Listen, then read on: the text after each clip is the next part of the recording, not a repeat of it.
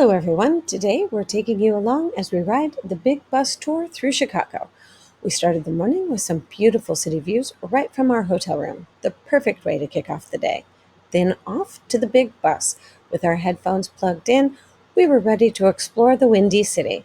We drove past Stop 2 and seeing Willis Tower, home to the famous sky deck. We didn't go up, but we hear the views are amazing. From there, we made our way to Stop 3, Millennium Park.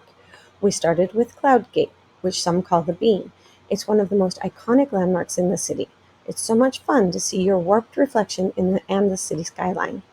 Just a short walk away is Crown Fountain. With its digital faces and water features, it makes for great people watching. Then we wandered into Lurie Garden, a peaceful green space tucked away in the middle of the city.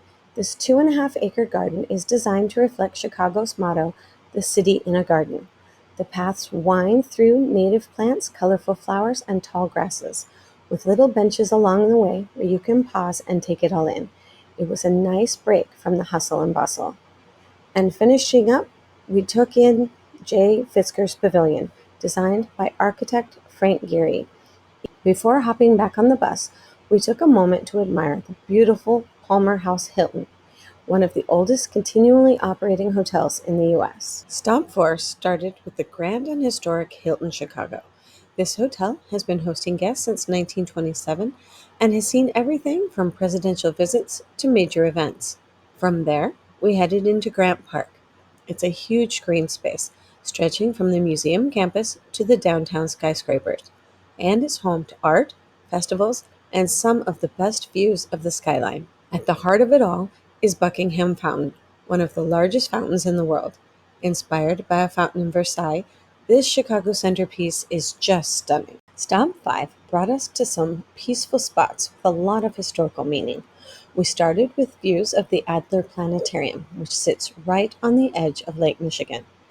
Nearby, we visited the Thaddeus Kosciuszko Memorial, honoring the Polish-American military hero. Just a short walk away is the Karl Havlicek Monument, dedicated to the Czech journalist and political thinker. Then it was on to Stop 6, another highlight. We got a look at the Grand Field Museum, home to Sue the T-Rex, and with over 24 million artifacts and specimens, one of the best natural history collections in the country. Next, we visited the La Ventana Monument, a massive Olmec head sculpture that's a replica of the original piece found in Mexico. Then we arrived at the Shed Aquarium, and honestly, this place is something special. It's one of the largest indoor aquariums in the world, and it's packed with everything from colorful tropical fish to beluga whales. Then we took a few moments to just enjoy the lakefront views. Right behind the Shed Aquarium, you get this incredible view where the water meets the city. Lake Michigan stretches out like an ocean, and the skyline rises behind you in every direction. There's a peaceful walking path that curves along the shoreline with spots to sit, take photos, or just breathe in the lake breeze. At Stop 7, we were back in the heart of downtown and surrounded by stunning architecture.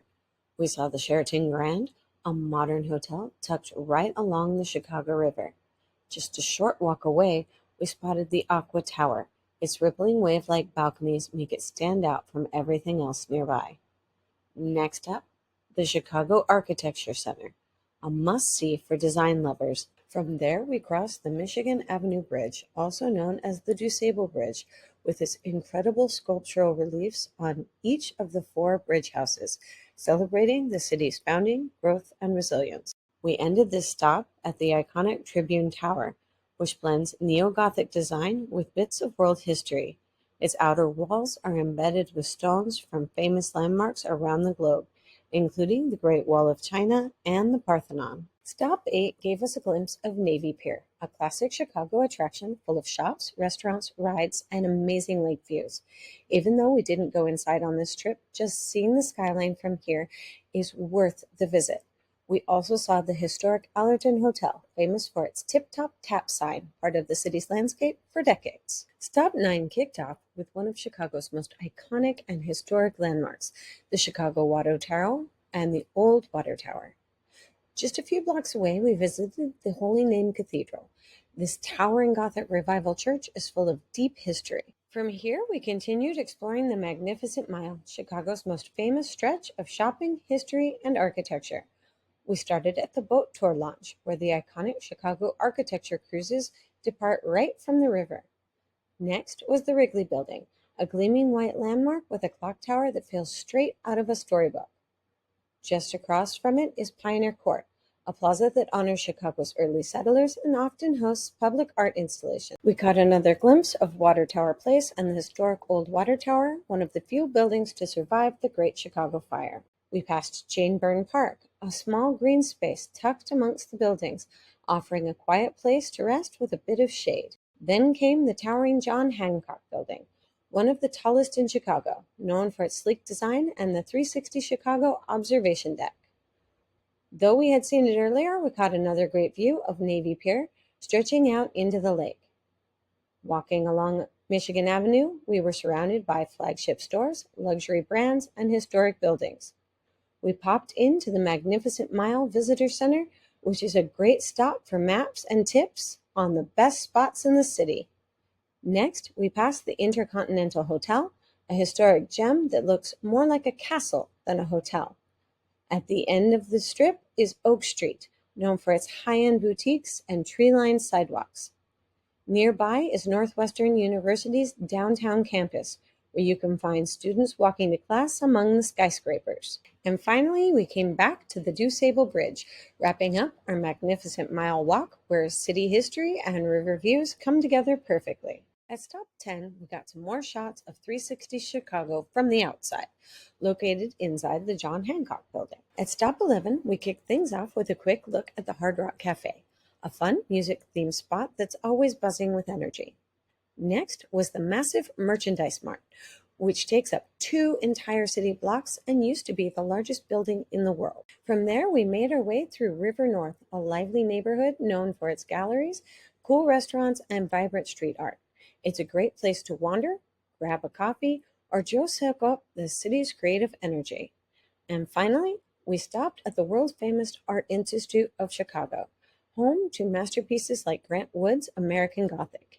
Even though we didn't go inside, just seeing the iconic bronze lion outside was amazing. As we wrapped up the loop and made our way back towards stop 1, we took some time to enjoy one of the city's most scenic and relaxing spots, the Chicago Riverwalk. Stretching along the south bank of the Chicago River, the Riverwalk is like a little urban oasis. We strolled past cafes, kayakers paddling through the water, and people just sitting along the water enjoying the sunshine. It's a great place to unwind, watch the boats, and see the city's architecture from a new perspective. It felt like the perfect moment to reflect on the day and gear up for one last Chicago tradition before heading back. And of course, no Chicago adventure is complete without some food. We capped off our day with a quick stop at Portillo's, a local favorite known for its classic Chicago-style hot dogs, Italian beef sandwiches, and retro vibe. It was the perfect way to refuel after a full day of sightseeing. The food came fast, and the atmosphere was fun. Chicago really is a city full of history and with architecture that's just stunning from every angle. Thank you so much for coming along with us on our big bus adventure. If you like this video, please give it a thumbs up and subscribe to our channel. And let us know in the comments, have you ever been to Chicago? What should we check out next time? Thank you again for watching, and we'll see you on our next adventure.